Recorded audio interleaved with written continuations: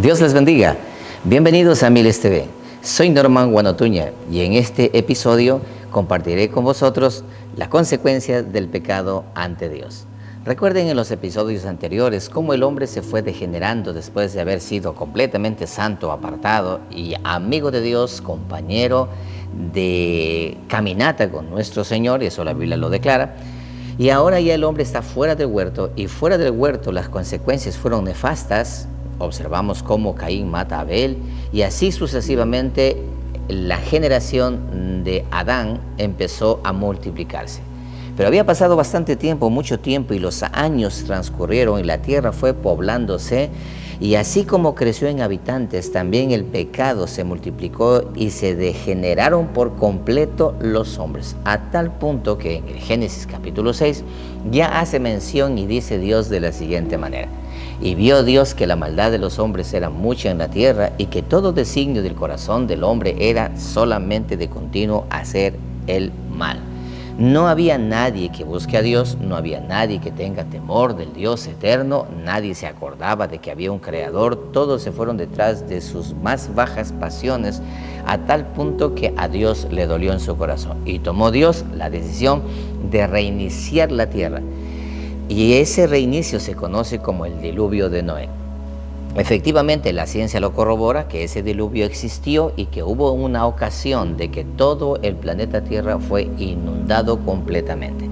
Las evidencias de tal diluvio existen y pueden todos llenarse de esa información, porque no es una información vaga ni ociosa, sino veraz, conforme a la Escritura lo testifica. Y luego, más adelante, después del diluvio, ustedes conocen muy bien lo que ocurrió. Noé y su familia llegaron e hicieron un altar para nuestro Señor y Dios hace un pacto, y en ese pacto menciona de la siguiente manera. Dice esto: estoy consciente, dice el Señor, de que ustedes, la ofrenda que me presentan es de olor grato para mí. Pero ahora yo quiero hacer un pacto con ustedes. No volveré más a destruir la tierra por causa del hombre. ¿Por qué? Porque el hombre, desde su juventud, desde muy pequeño, está inclinado a hacer solamente el mal. El pecado se había enraizado dentro del corazón del hombre, a tal punto que era imposible para el hombre en su propia cuenta, por su propia razón, buscar a su creador. Le había dado la espalda a Dios y ahora jugaba a ser Dios, y jugaban a luchar contra Dios y a rebelarse contra Dios. Esa promesa Dios lo hizo a Adán.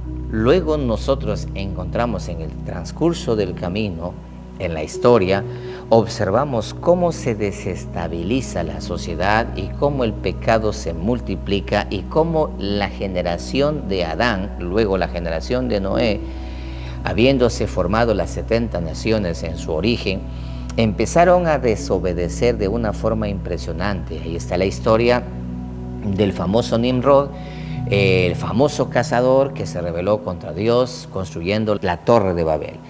Esa Torre de Babel es la que hasta el día de hoy el ser humano intenta reconstruir, intenta rebelarse contra Dios, y en el corazón del ser humano está tratando de llegar a la cima usando cohetes, usando naves espaciales, tratando de coronar lo que faltó de hacerlo en el tiempo de Babel. Y de hecho, Babel significa confusión.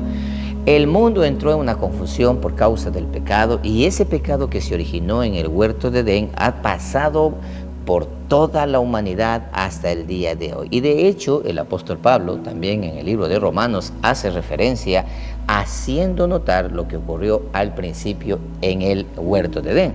Dice en el libro de Romanos: porque la ira de Dios, dice, se revela desde el cielo contra toda impiedad e injusticia de los hombres que retienen con injusticia la verdad.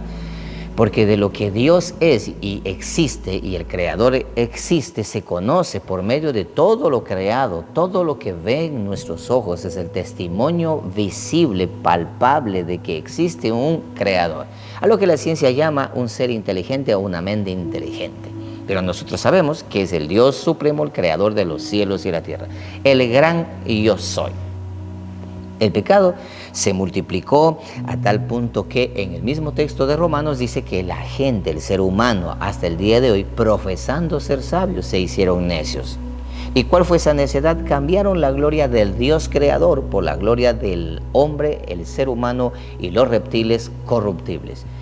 Y adoraron a imágenes, adoraron a otros seres, intercambiando ideas entre ellos, organizaron religiones tratando de esa manera regresar y buscar, intentar llegar a Dios.